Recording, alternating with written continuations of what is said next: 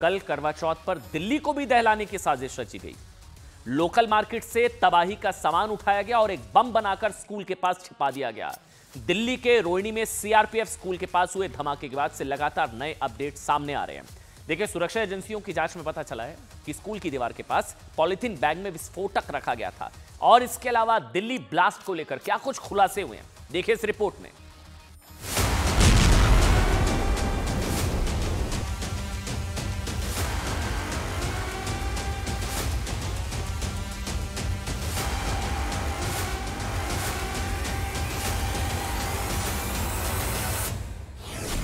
दिवाली से कुछ दिन पहले इस ब्लास्ट ने दिल्ली को डराने की कोशिश जरूर की।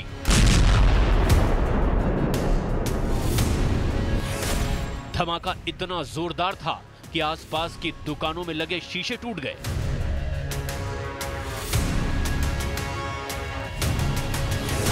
आसमान में धुएं का गुबार उठने लगा और वहां अफरा तफरी मच गई।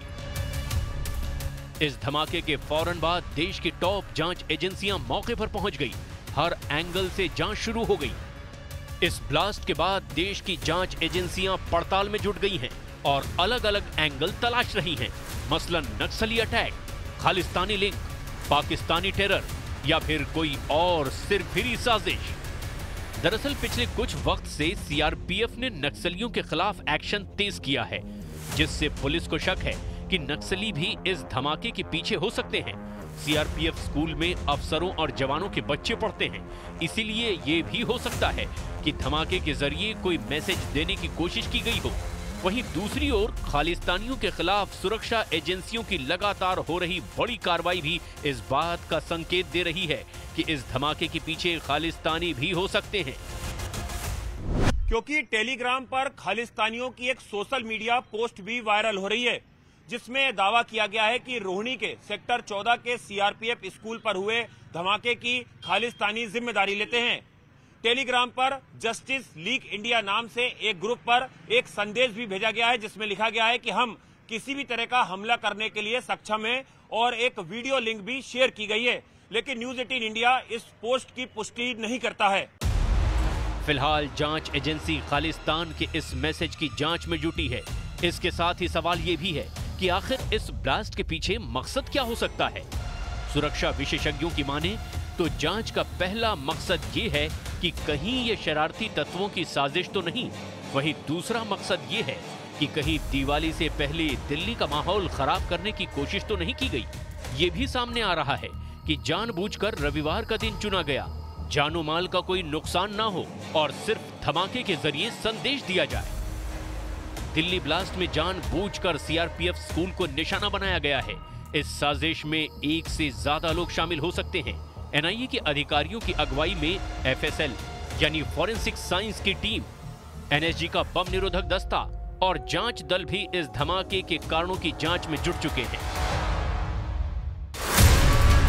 फॉरेंसिक टीम को मौके से बरामद पाउडर में 3 तरह के मिक्स केमिकल मिले हैं। हाइड्रोजन पेरोक्साइड, बोरेट और नाइट्रेट। ये तीनों ही केमिकल बाजार में आसानी से मिल जाते हैं। इनका इस्तेमाल माइनिंग में किया जाता है। इसके अलावा ये केमिकल ब्यूटी प्रोडक्ट में भी इस्तेमाल किए जाते हैं।